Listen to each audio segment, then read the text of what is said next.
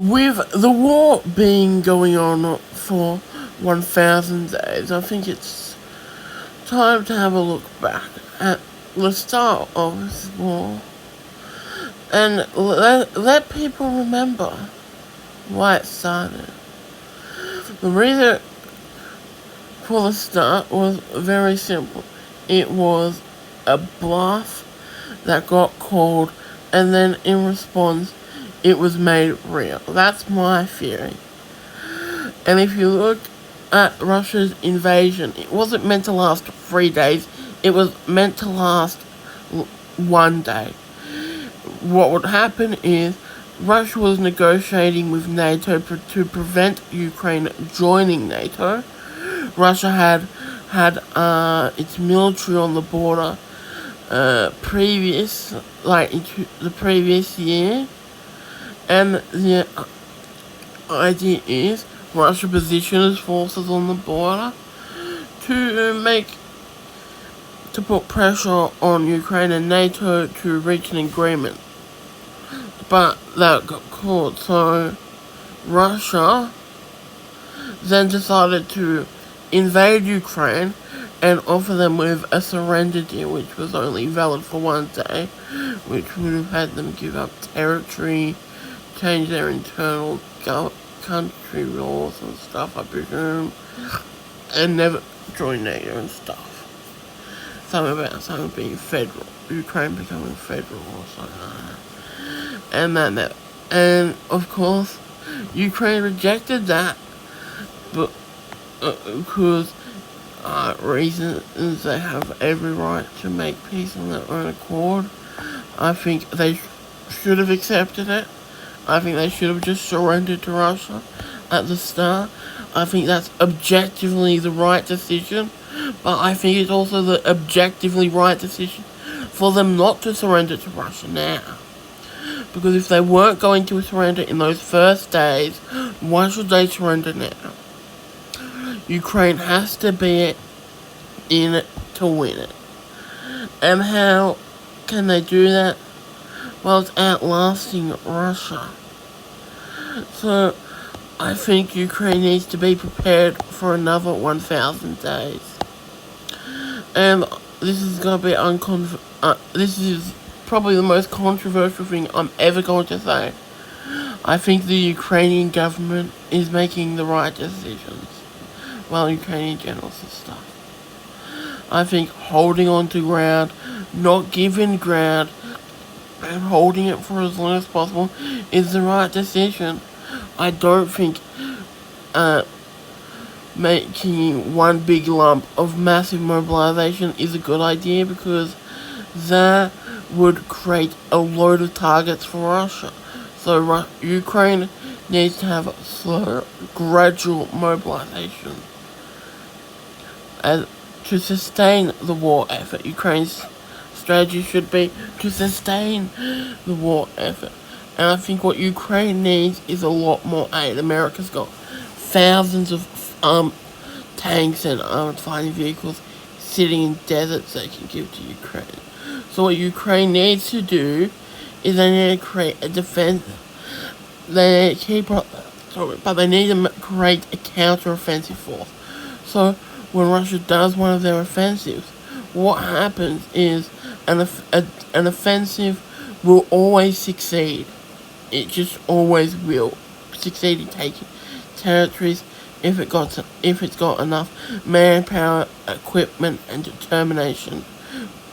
So Russia does offensives and they take casualties.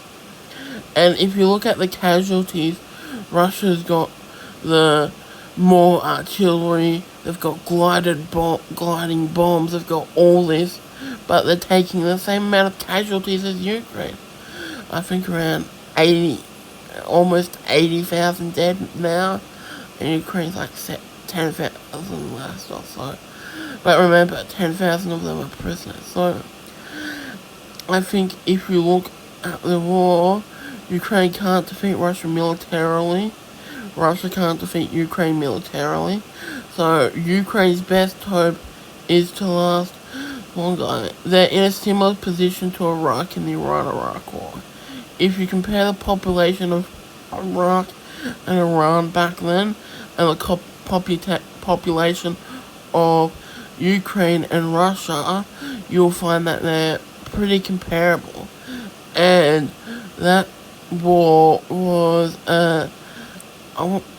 Iraq, not an Iraqi victory, but not an Iranian victory.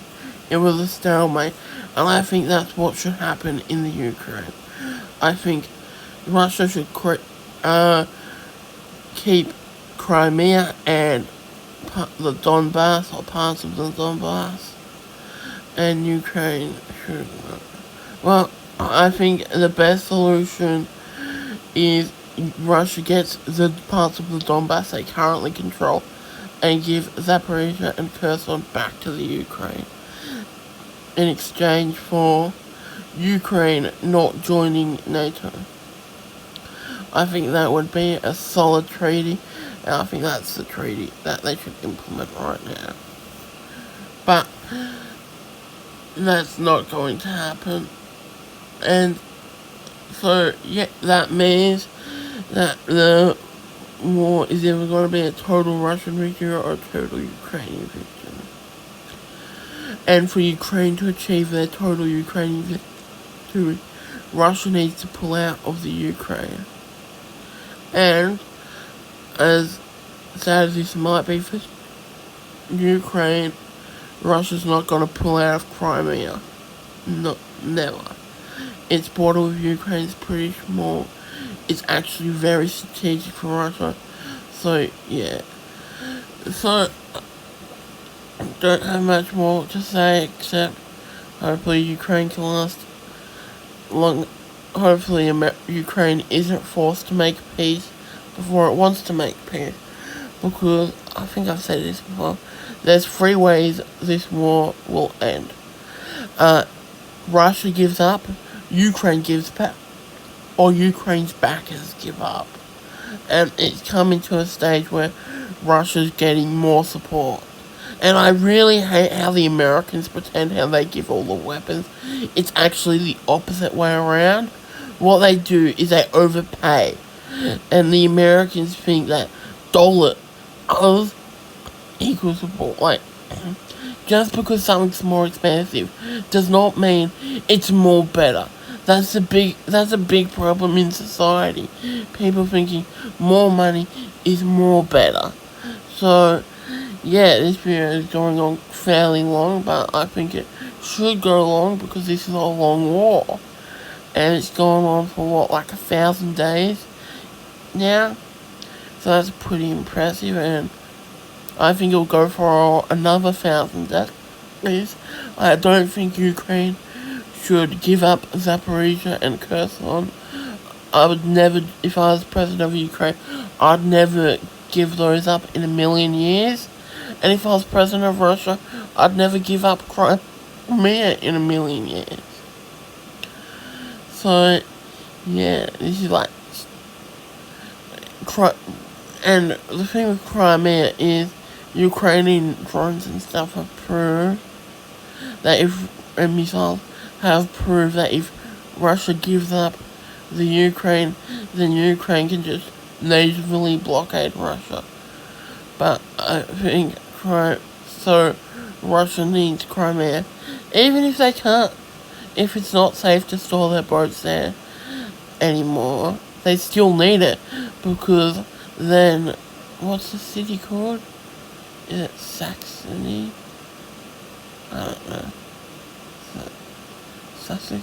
I don't know.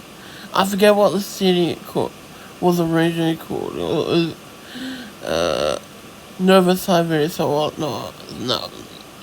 Yeah, that's it. Near Sochi, on the other side of, like, the Kerch Strait. So, yeah. Don't have much. So that's where the Russian naval base,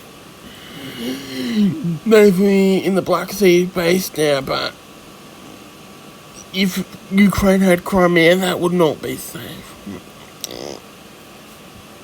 So, I think this war,